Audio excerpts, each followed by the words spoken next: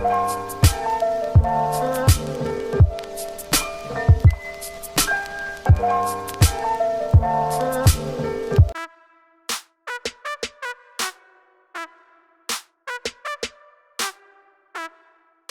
up, everybody? This is your boy Eric from Easy Computer Solutions, and today, guys, I have a very, very special guest. I have Paul is in the building from vTime, wow, I'm so stoked and excited.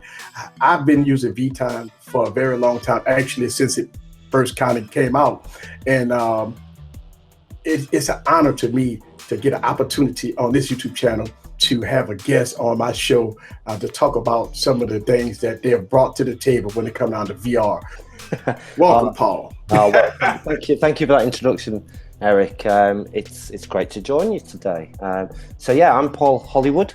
I'm the product director on vTime, and it's a job that I've proudly done now for coming up to 4 years for the studio itself. So the studio was set up a little bit earlier than we released the project, and it's really good to chat to such an enthusiast of VR like yourself, because I'm an enthusiast of VR. That's why I'm doing what I'm doing, because I believe it's the future. It really is a technology, an enabling technology that is already changing the world, and it's changing people's lives, and it's going to only continue to do that more so as the hardware improves and the hardware gets smaller and not as heavy and not as hot, and also it'll improve as developers like myself learn more and more skills to drive more and more emotions through virtual reality, because we're on a learning curve, to be perfectly honest. This is a new medium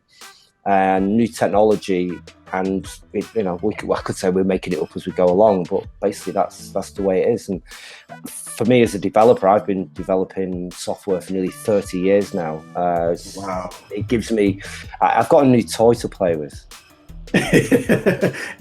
What got me so ecstatic about vTime was when I first got, and I am a huge fan, and I'm a Galaxy fan, and I got all of the VR headsets. Wow!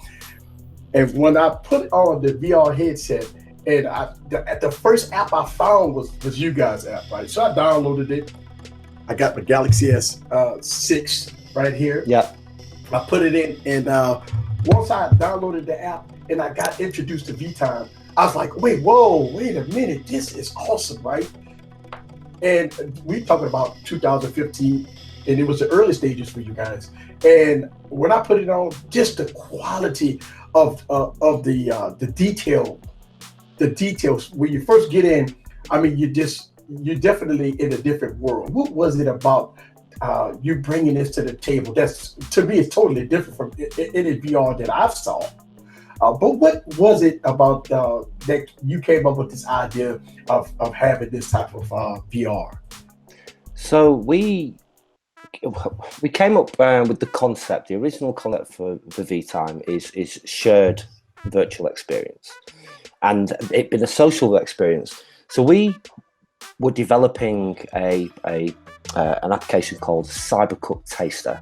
Cybercut Taster came out February 2015, so really early access product. That was only on the Innovator, I think it was the Innovator 2 headset, so it was Note 4, really early. It wasn't a consumer headset, and we were looking at this. It was basically a real-time cookery simulator. I don't know if you downloaded it and tried it.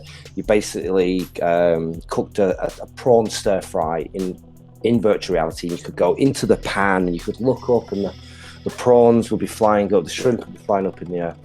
And it was a prototype, and it was based upon a product that we were creating in the studio called CyberCook, which is an application for smart devices, tablets, and phones. And that's what we were developing. We worked on a game for kids called Playworld Superheroes, which leveraged a craft and creation section and a sort of high action-packed arcade section of the game. So we spent a couple of years working on these two products and developing our mobile rendering skills, which is a really important thing. We wanted to bring AAA quality video game production to mobile devices. And that's where myself and the rest of the guys in the studio background is working for big companies like Sony working on PlayStation 2, PlayStation 3, PlayStation 4 titles. And we wanted to bring that quality and that level to the mobile devices. And then as we were developing, we got hold of a DK2 brought into the studio. One of our technical directors, Jason Chown, he bought her. He was I've seen this thing on Kickstarter. It looks really cool. It's virtual reality. So he brings in this DK2 into the studio, and we're looking at it. Now, we're Unity developers. Unity is a fantastic tool for development, really helps us, especially being platform agnostic. I'll come back to that. We was like, okay, so we've got these projects that work in Unity, so we can just plug this headset in and it'll work in VR. And he's like, yeah. So we did it, and the kids, the superhero Playable superhero, sorry, had a section where you flew through the city, and we tried that, and there was like people were being ill everywhere. You were just flying through this city. A couple of the people in the studio were okay with it. They loved it. They were like, "Oh, this is amazing." But we gave ourselves a very hard lesson in simulator sickness on day one. Yeah, we met everybody, and we were like, "Okay, we don't really want to do this. We don't want to be doing a roller coaster simulation. We don't want to be doing anything that's going to make anybody feel uncomfortable. We want to do something that's going to be very, very comfortable." So we looked at the cookery simulation, Cybercook, and it lent itself really well to the medium because you were static and you were interrogating the visuals of the food, and it was giving you an interesting and new perspective on something. So the issue of scale and shrinking you down and being able to look up at the food in the pan. And while we're developing it, we only had one DK2, so I'll be sat there going, "Wow, this is amazing!" Yeah. And somebody was stood next to me going, "What is?" I cannot see what you can see, and almost as a development tool, so we could work on this project together. We could debug it. We could develop the code while we're looking at it at the same time. So how about if we both see the same thing at the same time? Well, that sounds pretty cool. So we did that, and that was the real start of the premise, which was vTime, so bringing people together comfortably in a virtual environment, but that virtual environment looking so rich and visceral that your sense of presence is just out of this world. And we really spend a lot of time working into the destinations of vTime, these what we call small brushstrokes of detail, really sort of fine elements, like you see the breath coming out of the avatar when it's cold. Little sort of birds flying around, just to give you that sense of being in that destination. So that sense of presence where you think, all right, I've got this thing on my head, it's a bit heavy, but I don't care because this looks amazing. And then when we put somebody next to you in the same destination, you have what we call social presence. So you accept that you're with that other person. Doesn't matter how far away you are. You could be thousands of miles away in different continents, different corners of the world. But for that moment, you go, yeah, we're having this conversation. We are connected at the same time, and that's where we put all our original development focus into, is getting the quality not only of just these small brushstrokes I've just talked about, but the sort of broad brushstrokes of the technology that it sits on. So the networking code that we wrote, all proprietary, all our own. The voice communication code, again, all our own code. Because we want to do things really, really well, but we wanted to do them really well on mobile. Yes. So getting it to work on mobile and then upscaling it to PC and console is a lot easier than starting at PC and console and then coming down to mobile. And leveraging 30 years of video game development, and with the team as well. The team I've worked on, we did a bit of like a back calculation. I think we worked on about 1,000 games over everyone's career in studios. Guys that have worked on Wipeout, Formula One, WRC, MotorStorm, some really, really console games. So we wanted to bring that into that sort of knowledge into us. We want everything to work really well, be our own code. Unity is very important to us. We have a great relationship with Unity, and that helps us be platform agnostic. So we have one code base, and we have we'll export for Samsung Gear VR, Google Cardboard, Android, or Rift, and it's all the same piece of code.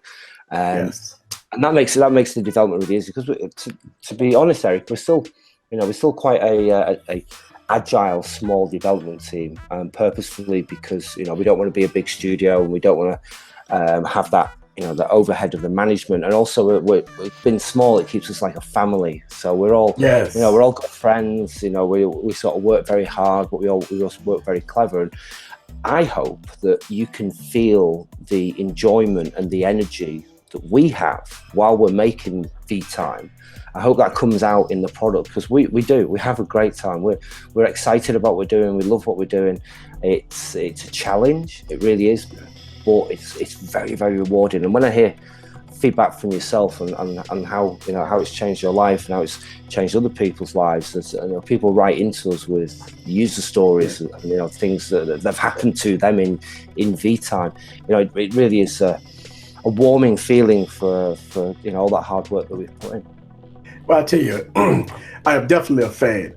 And one of the things that once I started getting into the virtual reality of vTime, one of the things that I like about it is that the detail, the quality, and not only that, but I had a group of people that joined me on vTime from all over the world, and we able to post photos. One guy was in London, and he posted some photos of London. It was just beautiful, high quality. And we changed our destinations. We had an opportunity to sit and talk. And I do like the more business aspect that you guys put in. And how is it? I know it's pretty easier as far as with PC, because you got high-end PCs with dedicated graphics and stuff like that. But what was the challenge going from high-end PC base to mobile? Because mobile is totally different. You talk about mobile chips, you talk about heating elements, because I remember when vTime first came out back in 2015, using it on the Galaxy S device, whatever, it does get warm. So what were some of the challenges you guys had as far as going from the PC down to mobile? And now even with the newer generation, with all the updates that y'all have done, the devices doesn't get as hot as it was years ago. Yes, so we starting on mobile as our first platform, specifically Gear VR, and the guys at Oculus and Samsung did a fantastic job of creating such a great platform. The hardware, the operating system, and the point you just made there, then when it first came out, there were issues. Now you've got to remember, on a mobile phone, you have all the chips very close together, and you have different chips. So you have graphics processor, you have the CPU, the GPU, obviously, and you have all the mechanics for running the Wi-Fi, the microphone. And when you're using vTime, we are hammering every single one of these chips 100% at the same time. So you have battery drain, you have overheat issues, the power sink issues that you get with the chips. But we have to be running all these chips all the time, and at the end of the day, it's still an amazing experience, because you have a mobile phone that's running at 120 frames a second, 60 frames per eye, to give you this low latency, comfortable VR experience. So the guys at Oculus, especially the legend that is John Carmack, done a great job. And recently, I was at Oculus Connect a couple of months ago, Oculus Connect 4. I've actually been to all 4 Oculus Connects. I've got all the t-shirts. So he was there, and he stood up and he did a talk. And that's one of the things that he did in his retrospective the previous year, was the work that has gone into the operating system to make sure that the heat management is a lot more improved. And that's what you've noticed, that the phones aren't getting as hot. And that's really, really, really appreciated from his point of view. But what's going to happen in the future is the mobile phone manufacturers are starting to produce chips specifically for running mobile VR. So you'd have 2 graphics processors, 1 for each eye, better cooling, all these sort of things, and then also taking these chips and putting them into the new all-in-one headsets. But we'll talk about the future in a minute. But to get back to your question, how did we get it to run on mobile? How did we get it to look so good? And let's say, because we'd already been working on a few mobile games to start off with, Playable Superheroes and Cybercook, and we'd come up with the ability to do that. But when I started making video games, it was back in 1990 on the Commodore Amiga and Atari ST. So these are 16-bit consoles. So you don't have any colors. There's no hardware accelerated graphics. It was all done in software. It was all pushing ones and zeros. It was very, very low level. And we achieved at that time, we're talking like nearly 30 years ago, at that time we were creating some of the most amazing visuals. You look back at it now, you'll be like, oh my God, that looks pretty archaic and ancient, but at the time it was cutting edge. Yeah. And that's where we've always done with our software development. So this is the third studio that myself and Martin Kemwright, who's our CEO, have developed together. And each studio in itself was a world leader in the quality of the products and primarily in the quality of the visuals. So we used to work on flight simulations on the PC in the 1990s. In the early 2000s, we were working on driving games for consoles. So we're always been, our sort of goal is to produce the best looking visuals on the platform, almost predicting what the visuals will look like in future platforms as well. So taking that whole ethos into mobile VR was, that was just our standard process. So when we started looking at what we could achieve, and it is a very restricted platform, because you have, like I say, you're doing all these things, you're doing 120 frames a second, and we want to render, sort of skin meshed avatars. We want to run beautiful environments. We want to have really nice lighting. So we had to be very, very clever with the way that we construct the destinations, the way that the avatars are built, the way that the environments are built. And we sort of used a few little tricks that we knew about from the old days, and we developed some new tricks that we've come up with. And the one thing that really got me excited is when we first launched vTime, people were looking at the destinations and asking us, how are you doing that? How do you get that level of graphic fidelity, on this mobile device? How are you doing that? And we were doing, it's no trade secret now, but we were running, basically rendering off stereoscopic skyboxes. So the whole distance, the mid distance to the far distance is just a picture. And then the clever thing that we do is we blend that picture with the geometry, the 3D that's close to you. So the avatars, the seats that you're sitting on, the little props and things that are around the seats. And it's that blend that you just don't notice. You don't know where that blend is. And so you think, all right, this whole destination that I'm in is very solid, it's very real. I'm not just looking at, flat polygons, or I'm looking at a picture. So it is a little bit of a trick of the eye. Yeah. But it works really, really well. And after a while, you go, I don't even care how they've made this look good. I'm just going to sit here and enjoy it.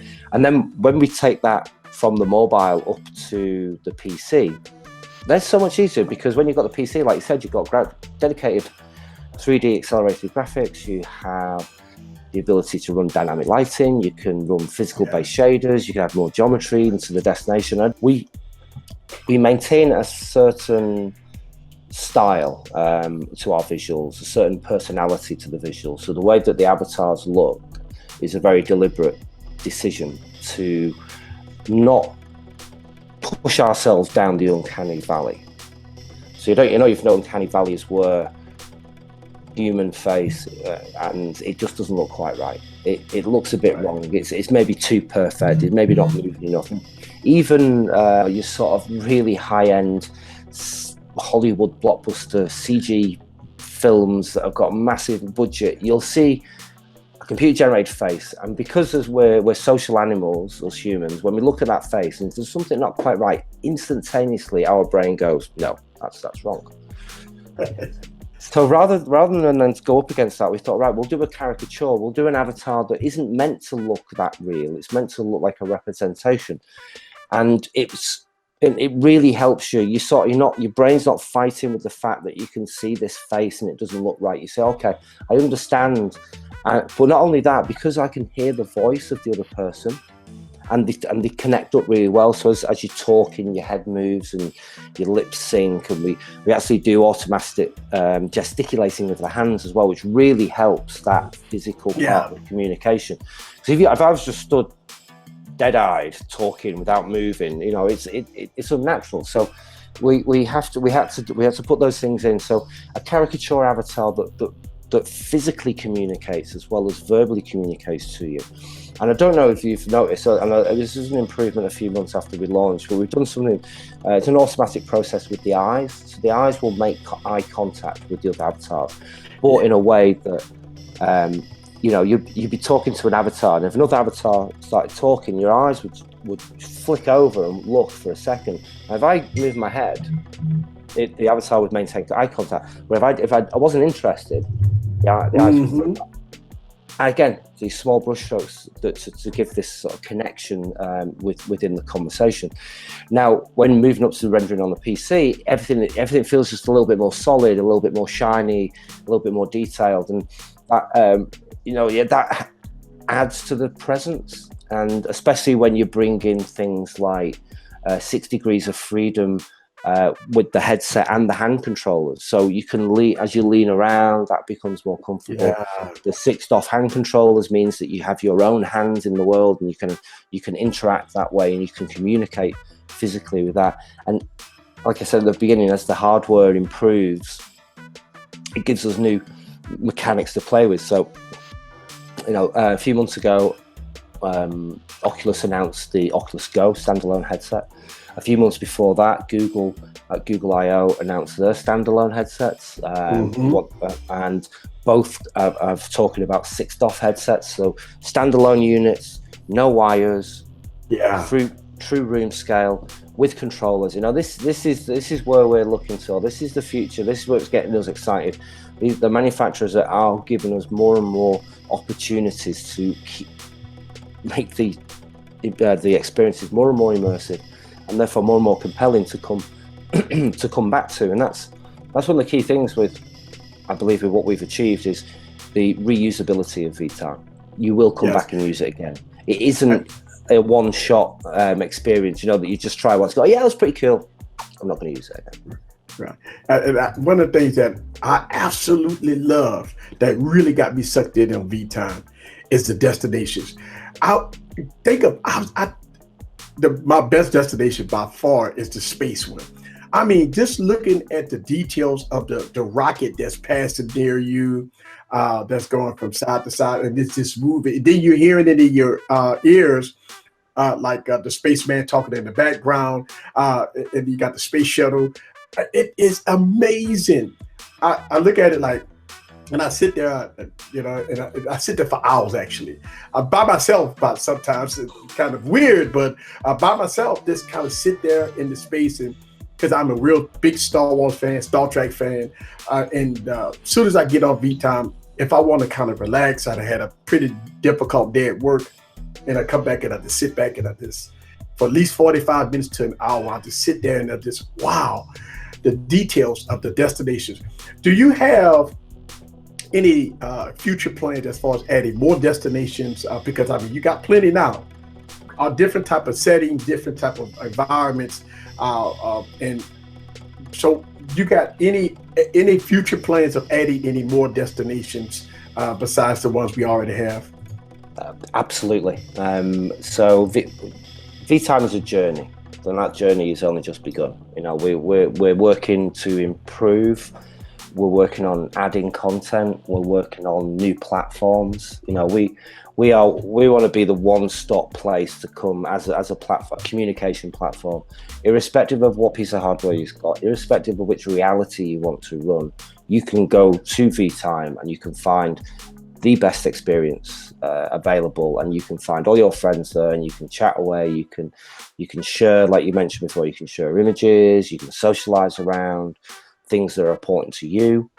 You can do even business meetings. I mean, and or you can just sit on your own and meditate and relax. And I used to when we first built the Paradise Resort, and I was like, this is it. This is me. I'm setting now for an hour, headphones on, VR on. I'm in the middle of the studio, but I'm not. I'm by the tropical sea, and I'm listening to the waves, and I'm lashing up against the shore, and the sounds of it. And I'm taken away. It's an escapism, and that is another driver. I mean, in vTime, a number of our destinations are more fantastical than others. You can sit at the bottom of the ocean on a some can pirate ship, Yes. you can be in outer space, as you've just mentioned, you can be in deep space, you can sat in a TV studio and on your own talk show. And but I agree with you. The orbital destination is one of the most dramatic and the most spectacular. And there's a real, I don't know,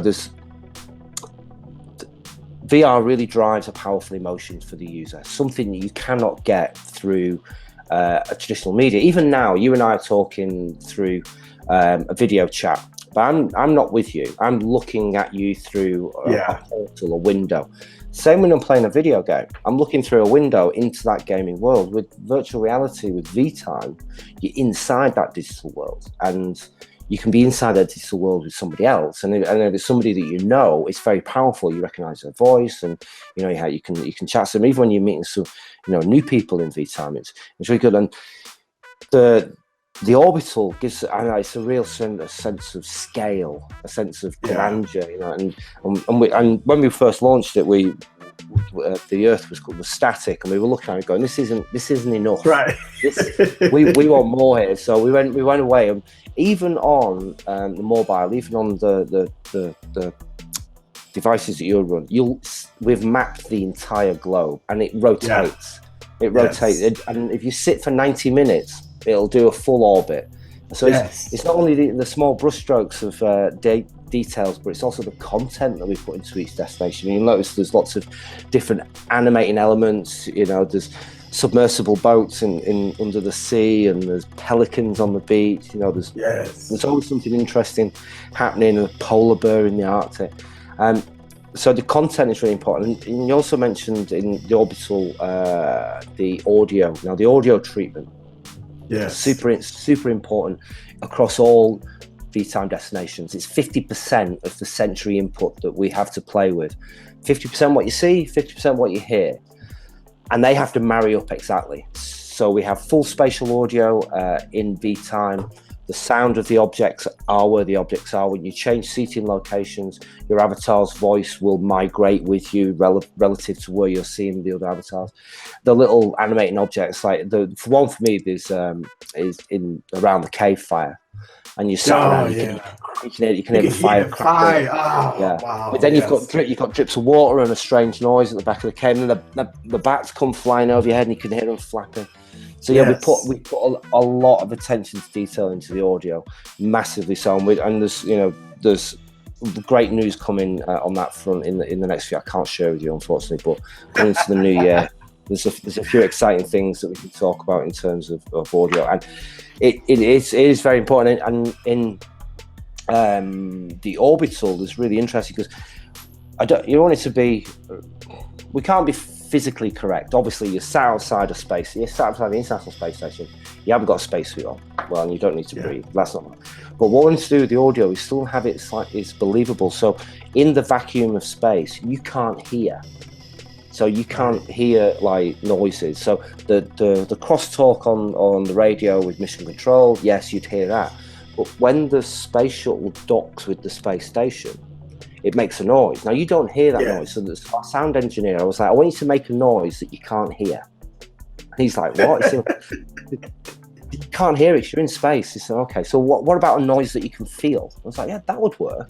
So when it hits you, it's like this, it's almost like a vibration. So you'd imagine that noise coming down the struts of the space station. And similarly, if you go and sit so I can't remember the name of my own destinations, but shipwrecked, I've remembered. So if you sit in the bottom of the ocean on shipwrecked, and if you sit there and if you just turn your head slowly from side to side, you'll hear water sloshing around your ears. Yes. And again, the brief to Matt Groves, is our genius audio engineer, and the very soon he said, Matt, I don't want to see the water, I want to hear the water around my head. So he's like, okay, we'll go off and we'll do that. And again, it's these small little brush strokes, and they all add up, they all complement and compound each other to give what I think is one of the best virtual reality experiences today. And just on that, I was chatting to a colleague a couple of days ago, and we were doing a demonstration, and I was doing a demonstration to somebody who's in this industry, is quite senior as on one of the platform holders, and I did the demonstration. He'd never seen vTime before. And as I'm doing the demonstration, his jaw was pretty slack, which I quite like. I didn't, and I'm like, this okay. So when it came out, and he was like, "Oh man, you guys have nailed it. You really have nailed it." And then he looked at me and said, "Do you demo to people who've never tried VR before? You know, VR virgins?" And I said, "Yeah, quite often." He was like, "Wow, they're in for a treat, because if that's your first VR experience, then you're just gonna have such a thirst for more like that." And it does worry me slightly, Eric, when developers create virtual reality experiences that aren't comfortable, that are going to give people a bad experience. And we're trying to develop this platform and get mass adoption and get people to use it. And if you have a really poor experience for your first VR experience, why would you go back? I felt really sick. I told you the story about flying around on the superhero's back. You don't want to feel uncomfortable. You don't want to feel discombobulated in a way that will stop you from trying it again. So very important for me as a VR developer is to sort of keep hammering. It's got to be pleasant. We can't be putting people off, not this early in the life cycle of any hardware platform where it could become an issue. I think as the hardware improves a little bit more with the development wisdom that the engineers and the developers work on over time. But as the hardware is, once you get 6 off, 6 degrees of freedom with the headset, that makes it more comfortable. And the hands in there again. So there's a lot of things that are coming together right now that are really complementing this platform, and there's a lot of excitement, I think. And there's a lot of excitement a couple of years ago when it came out, and people were like, "Yeah, this is going to be the great new thing." And then you always hit this little trough of disillusionment after you've had like a huge hype peak. It's like, oh wow, and then it's like, oh well, I don't know. But I think, and no disrespect to yourself, but there's a few journalists out there that just like to be naysayers and just want to go, oh yeah, it's in the. But I think we're over that. I think we're over that already. I think this holiday period, I think we'll see quite an uptake of installs for the present VR hardware, and that's only going to improve over the next year. To say as the hardware is going to get better, as people become more used to VR as a concept as well as a platform. But I think the main driver, Eric, is going to be the utility. What you can do in VR. What is it that can improve your life? What is it that you can do better in VR that you can't do in the real life? And you mentioned business meetings as one thing. Now we developed the destination, the mega boardroom, as we call it. So, and it's a fantastic. I mean, it's almost difficult to concentrate on the screen. If somebody's showing you pictures. Have you seen the view out the window? Yeah. It's like no, look at me, look at my picture. No.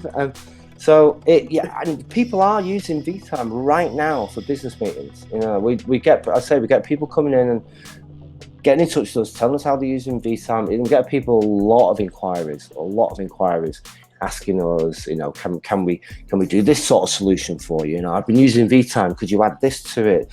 And we've caught all those inquiries together, and we are developing a suite of tools, a suite of utilities to bring into vTime, which will improve that sort of more prosumer use of the application. One of the things that so sweet about vTime is, as you mentioned about the business boardroom. When I first saw that, I got ecstatic because I'm thinking about it like this: as an executive, you get all your other executives together, right? Instead of having those phone calls, right? Having everybody on phone calls, you can have everybody on vTime where you could do a complete presentation about what you want to present. What's the next level of the company? And doing it virtually is totally next level. And I can see that this is definitely a business platform that can be utilized to the full of its extent. Now, one of the things that it's kind of hard for the average consumer to kind of adapt to it. A lot of us geeks, we already own it, right? But like I share it with my parents and friends and family and stuff like that. They have no idea. But once I showed them that one time, they was ecstatic about it. And shout out to Samsung that basically give you a free Gear VR every time you purchase a Samsung device. So it's a push for virtual reality. Also, Google its own headset that gives you basically a free headset when you purchase their device. So they are pushing the VR experience. And I can see that the future of VR is the future. I mean, we are in it, especially when the mobile technology is getting better. The chips are getting better. They put a whole lot of power in these mobile devices right now. I mean, 8 gigs of RAM is unheard of, but that's happening right now. Even Apple trying to kind of, clawing into it a little bit. So they already know that the future is with virtual reality. And you guys, to me, was the Kickstarter. Y'all was the founders. Y'all was the first, in my opinion. As soon as I remember in 2015, I was like, what is this all about? Put the headset on. Y'all app was the first app, was like popped up first. And once I downloaded it, it became a game changer to me. I mean, that's really, really good to hear. But I mean, we feel the same way, and it's interesting if you launch a product now, a virtual reality product right now, you're still early to market. It's still pretty early. Mass adoption is on the way. So when we launched 2 years ago, we were real early. It was like it was only like a handful of things. We didn't know what we were doing. We didn't know where we were going, how it was going to be received, how people were going to use it, and when we launched just before, so it came out in early access on the Gear VR just before Christmas, and then we launched on Google Cardboard for Android, and then we launched on I think it's the Oculus Rift, and then we did Cardboard iOS, and we've done Google Daydream as well, and now we've done Windows. So we're on 6 platforms, six different platforms. And you can talk between, doesn't matter what platform you're on, you get the same experience. Yes, if you're on a console or a PC, it'll be a little slightly better fidelity of the visuals, but the content is exactly the same across the board.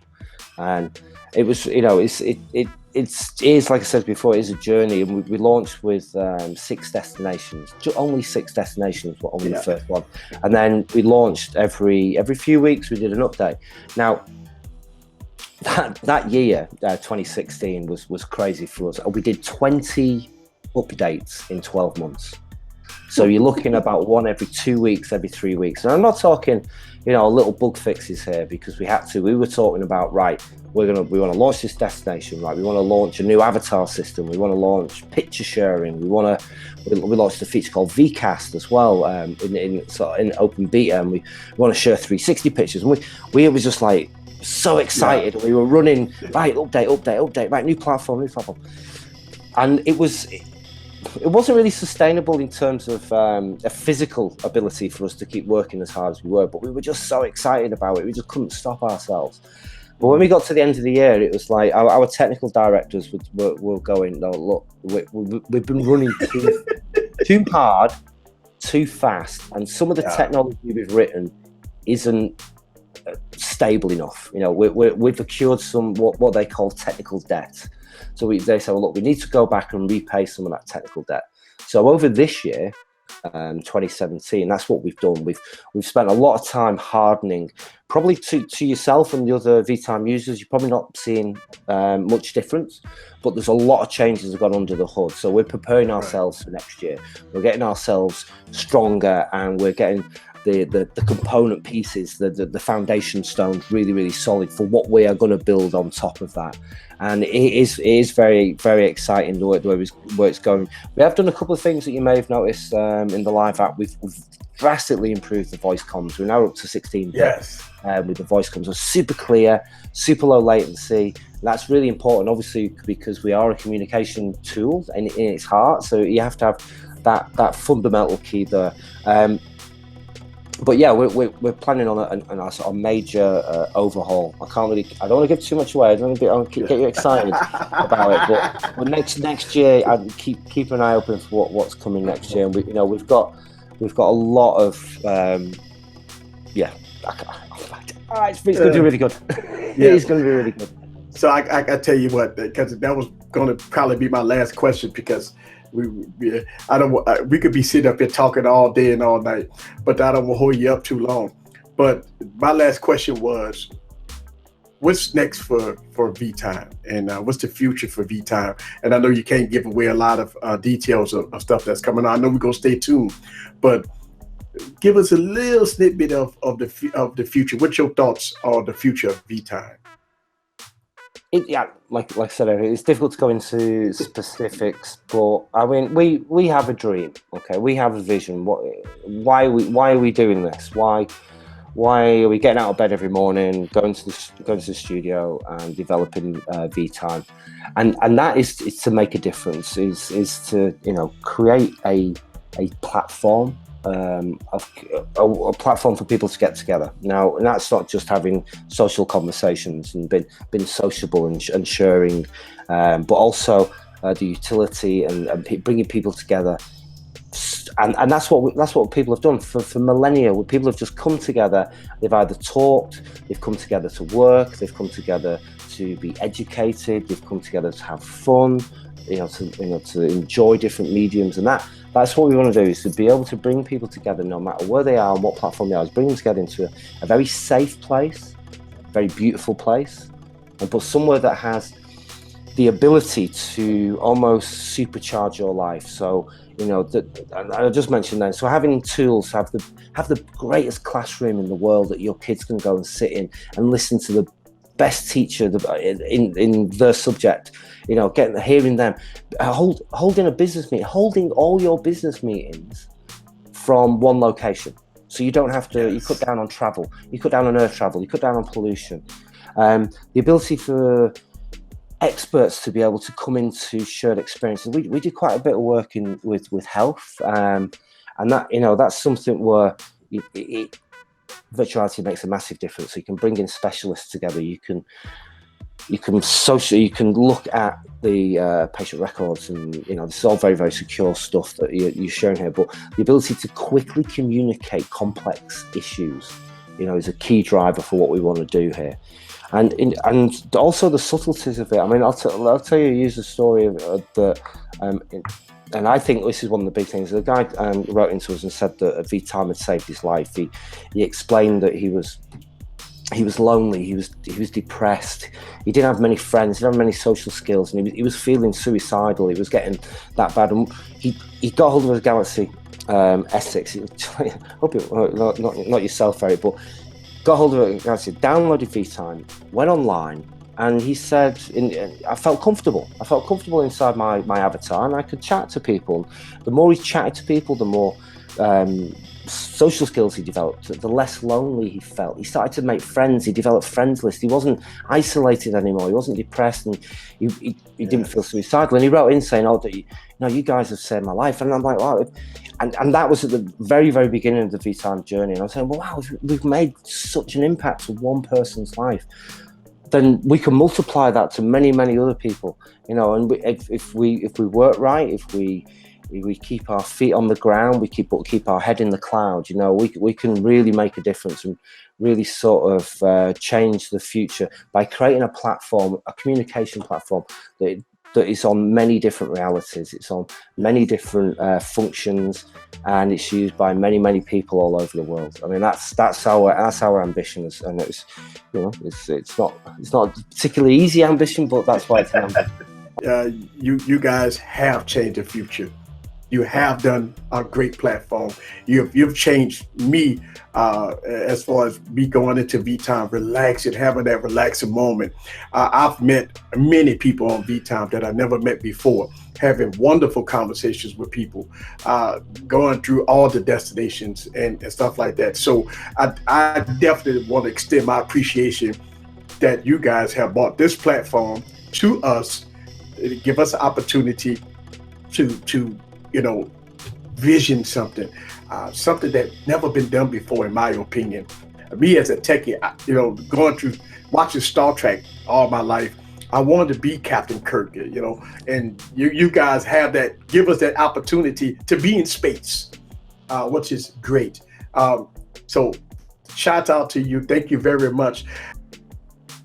thank you very much for coming aboard here for this interview. No problem, Eric. The pleasure was mine, to be fair, mate. It's really good to talk to you, to get your feedback, to listen to you talk so passionately about something that I feel just as passionate about, and it warms my heart. It really does, and it has been a pleasure to talk with you today. Thank you. And this is Paul from vTime. Thank y'all guys very much for watching this video. This is Eric from Easy Computer Solutions. Leave your questions down below. Let me know what you think about this vTime interview in all its glory. See you guys on the next video. Peace.